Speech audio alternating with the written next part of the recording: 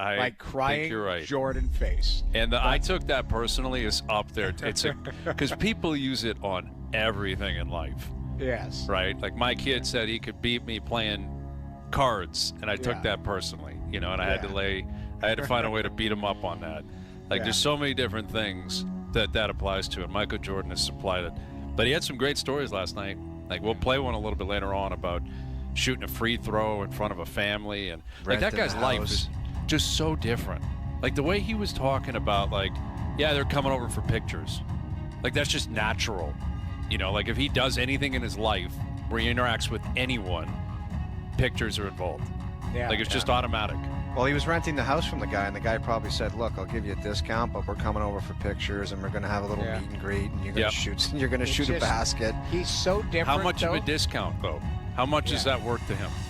Dude, Michael Jordan, the guy probably said, "I'm not going to the Ryder Cup anyway. You can have my house for free, but you know what? We're going to show up, and you're going to take some pics and act like you That's like what I'm saying. Like MJ is not going to sit there and say, "All right, if you knock $1,000 off, I'll do a little." Yeah, exactly.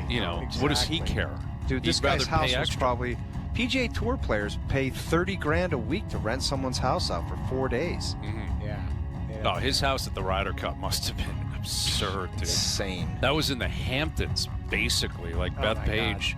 That's where it was. That guy was probably paying $250,000 cash a day. Sure. Yeah, exactly. House. Exactly.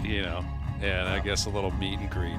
Anyway, good to see the GOAT back in the rotation with NBC. We got our own MJ. We have our own MJ, our own GOAT. This guy, he wheels around the ice doing interviews, man. He's changing the game. We love him. Here's Mike Johnson, our TSN hockey analyst. There he is. No bucket? Did you ever think about wearing a helmet, a hat? What was the plan there with Austin? No, it didn't cross my mind for a second. Put a helmet on. I was like, I got a tracksuit on. Although you notice TSN monogram tracksuit, custom, I might add. But no, never a helmet. And baseball cap maybe. But it was neat. I mean, Austin, we don't see him sort of let his guard down at all, right? Like when he does media, there's a lot of people there, and he knows everything he says is going to be dissected every which way. So I was impressed that he was so comfortable. Like he just was kind of having a good time and chatting and smiling and laughing and telling stories. And I think people may see him slightly more human and less robotic. Like he was charismatic and he was funny and I'm like, you're like, that's a guy I want to go have a beer with, not, what maybe we see in the regular media. So yeah, no bucket, never. We should have done one hard lap and gone with a little race with each other. That would have been interesting. Yes. Dude, if you had a bucket on, Johnny, they would have pulled that from the dock and said, "We can't air this." Like a big, awkward, if you had a bubble cage, anything. Dude, a half cage, some kind of old school CCM helmet with a half cage, they would have pulled it. So we can't air it. Listen, I played 12 years. I never wore a visor once. I'm not putting one on to do an interview with Matthews. And if they would have said, like, rink rules, Hockey Canada rules, you have a helmet on, like, interview's not happening. I will not do this with a helmet on. Yeah. That is a non-starter for the whole thing. Yeah. That would have changed everything, dude. Andy Reid with a fishbowl on there. Honestly, he could have, if you were wearing that, he could have said, "I guarantee a Stanley Cup. I guarantee I score 1,000 goals," and no one would care. No one would even. It wouldn't even be like it wouldn't go viral. It would be afterthought. It's like look at this idiot trying to do an interview, fogging up his face mask, talking to Austin. So, anyways, I appreciate it because it was something different for him. It took up half an hour of his day, so that's not something he likes to do. So we're appreciative of it. Do you think he would have accepted the request after last night, the way things have been going for this team, or what? I was disappointed that he didn't score a hat trick last night. I'm like, I did it on Monday, I guess. I'm like, I hope he has a good game. I hope he just lights one up, but it wasn't to be against Jersey last night. It wasn't a good game for him. It wasn't a great game for the team. And a lot of the questions, almost growing into concerns for the Toronto Maple Leafs, were sort of highlighted yesterday in that game. In that, primarily, they want to be a big, grindy team. And I had a little interaction with it. It's like, I think they know what they want to do.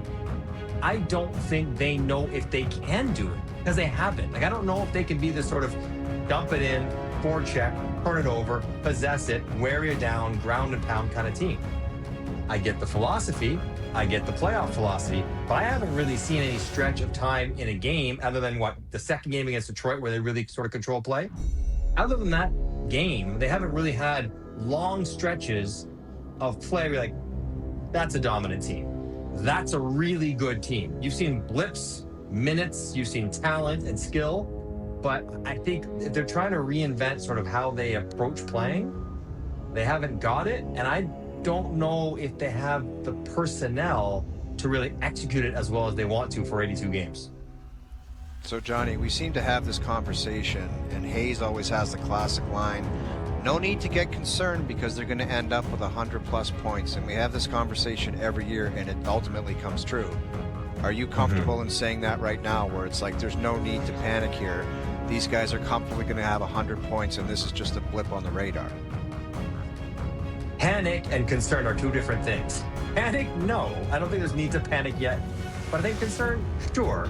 And the other part about if you look at what the Leafs did last year in winning the division title, what allowed them to win so many games primarily, right? One, Stolarz, league best save percentage, great goaltending.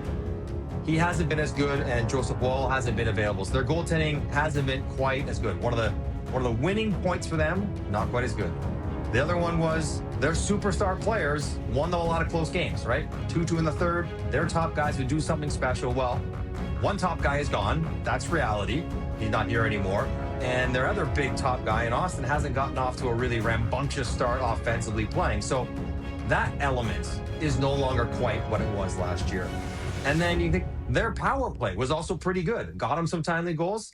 Power play's not so good this year either. And we can get down to like defensive coverage and, stuff around the net. But I just look at the way they won close games, because they basically played games 50-50 last year and said, our top players are going to win it. And more often than not, their top players, including their goalie, did in fact win it. Those things are not happening as frequently as well this year. And that is a concern. Not panic-inducing, but a concern. So, Johnny, we started the show, we were talking about Stolarz' comments on Saturday compared to his comments last night.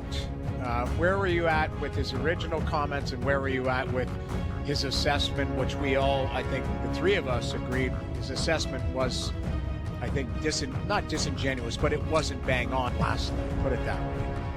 It was teammate speak last night is what it was. Exactly. Yeah, so exactly. What he said, I don't have a problem with. The fact that he said it publicly, not ideal. But, whether they say it in person in the dressing room, which they do, and they did, or whether he said it in public, it just makes it a little bit more volatile being in public. But in the message,